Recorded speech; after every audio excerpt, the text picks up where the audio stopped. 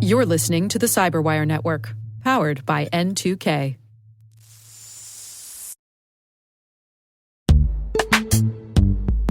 This episode is brought to you by Palo Alto Networks, the leader in cybersecurity. As AI-driven attacks increase, organizations can't afford to have network security that's stuck in the past.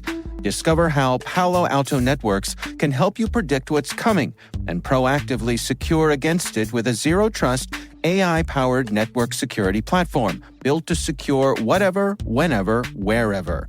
To learn more, visit paloaltonetworks.com/network security platform.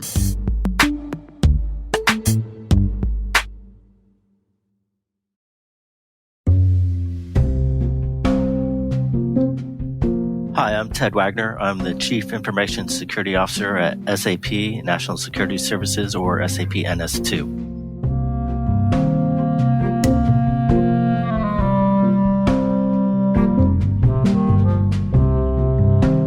I had general ideas about spending some time in the military and then going into business, and to some extent that's rung true in my career.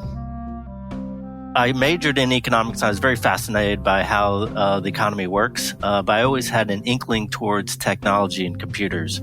So in high school, I took computer programming. I did so in college, and my mom got an IBM PC early on back in the day, and I was always fooling around a little bit on it, and so I always had that interest. I went straight into the Army as a second lieutenant in the field artillery field of the Army. I was on active duty for about 3 years and participated in Operation Desert Storm, was with a very successful unit, and really my first experience with true professional success, surrounded by some really talented people. The problem I had, I was young and not very wise, I guess, is I felt like this was a lifestyle as opposed to a career. It was very overwhelming and encompassing. So I decided after my initial obligation was up to leave active duty.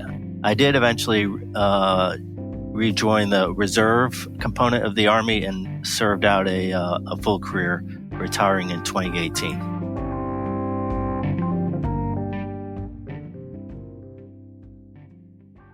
I started with a company they allowed me to do a management training program, and I learned the components of business. And while I was in that program, I submitted all of my reports and with diagrams and the like on a computer, and that caught their eye, and they had a computer migration project, and I became involved in part of that migration, primarily training new users, but different aspects of the migration from, an IBM-based computer system to a HP server client type of network.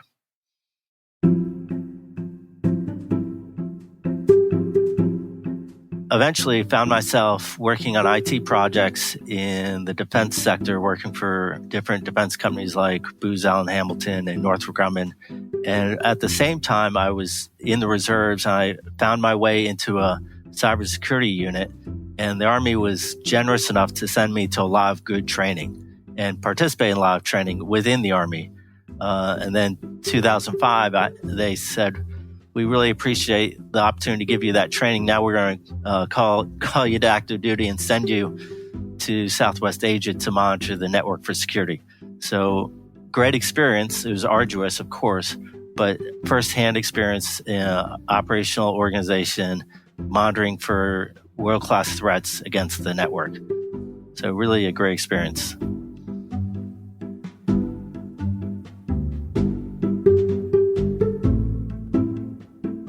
I was working at the Army's CERT as a contractor for Northrop Grumman. I met a guy named Rick Howard around that time, and got a chance to work at the center of where the Army protects its network. And I did that for 9 years, I guess.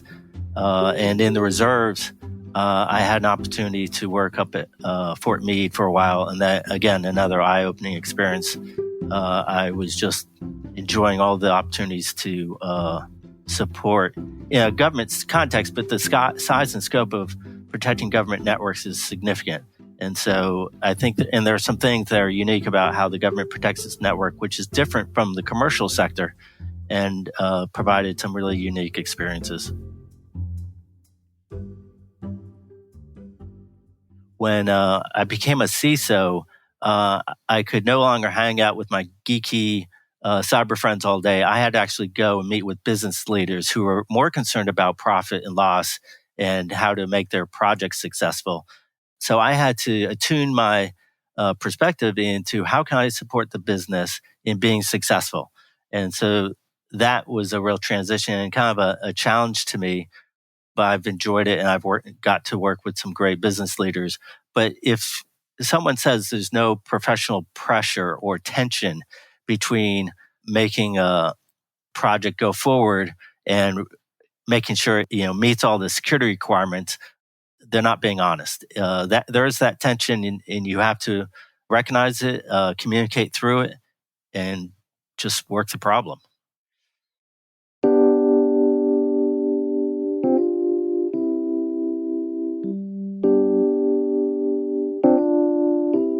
I try to be collaborative and communicative. That's really the key.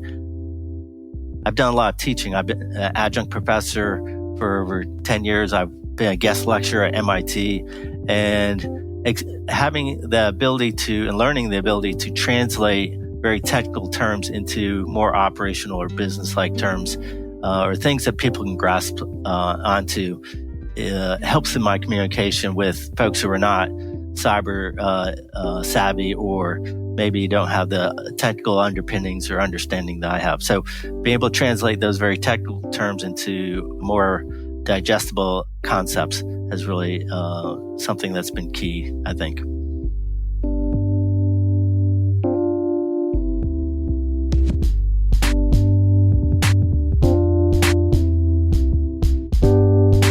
The first thing, and I told this to my son, who recently got a software development job, but initially was struggling to find that first job after school. I said, get a job at the help desk, the service desk. You'll get some great opportunity to confront technical issues, do some problem solving, and they're reasonably approachable in getting hired. And then once you're in the door, you have lots of opportunities because there's always a need for folks who can contribute. The other things that I did in my career were to do a lot of self-learning, read a lot of books, attend technical classes, attain technical certifications. And the three areas I always say are really key is understanding the operating system and its architecture, the network in which these attacks are going across, so understanding network protocols, and then understanding the threat landscape and how threat actors conduct their tasks. So those are different things that I've learned. But lastly, what I would say is as much hands-on experience as you can get.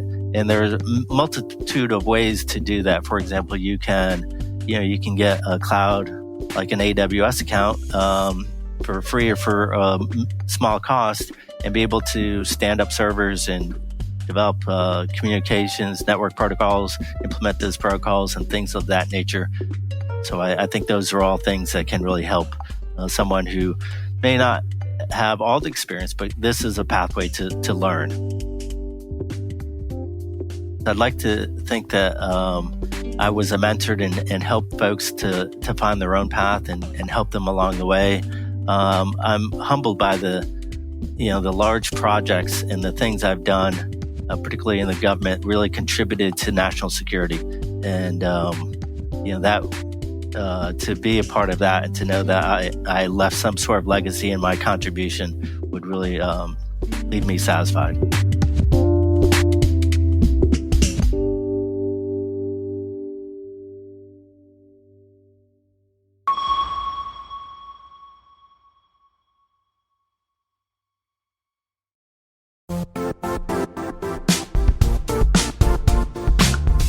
Now, a word from our sponsor, the Johns Hopkins University Information Security Institute, currently seeking qualified applicants for its innovative Master of Science in Security Informatics degree program. study alongside world-class interdisciplinary experts, and gain unparalleled educational, research, and professional experience in information security and assurance.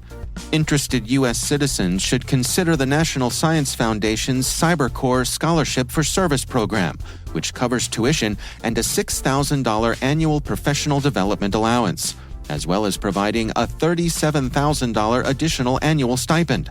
Apply for the scholarship and the fall semester by March 1st. Learn more at cs.jhu.edu/MSSI.